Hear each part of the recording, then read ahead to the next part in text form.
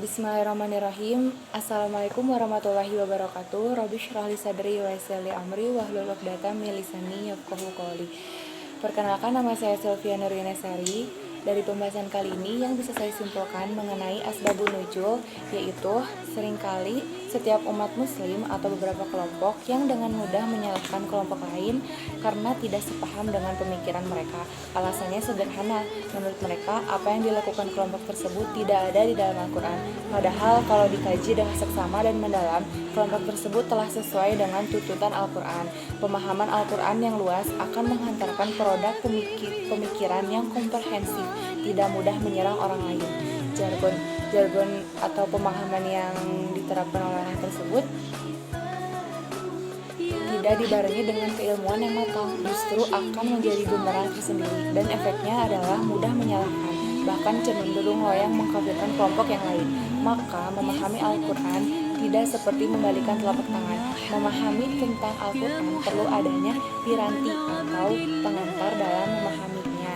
Jika tidak punya piranti, bisa saja akan memahami ayat Al-Quran secara serampangan atau tidak sepenuhnya sesuai dengan syariat Islam. Kesulitan pertama adalah bahasa kesusastraan Al-Quran yang tinggi, sehingga masyarakat Arab yang kesehariannya berbahasa Arab banyak yang kesulitan memahami Al-Quran. Terlebih lagi umat Islam Indonesia yang bahasa ibunya bukan bahasa Arab. Di samping itu, Al-Quran sebagai wahyu Allah mempunyai nilai suci. Namun, Al-Quran bukan hanya dokumen sejarah atau pedoman hidup bagi seluruh manusia, melainkan sebagai mitra dialog dalam menyelesaikan problematika sosial kemasyarakatan. Maka, mengajak dialog, mengkaji sekaligus mengamalkan Al-Quran merupakan kewajiban bagi setiap umat Islam.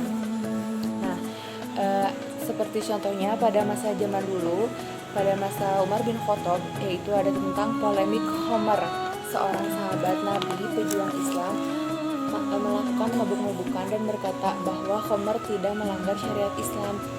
Padahal sudah jelas di dalam Al-Quran bahwa Allah telah melarang haram Homer.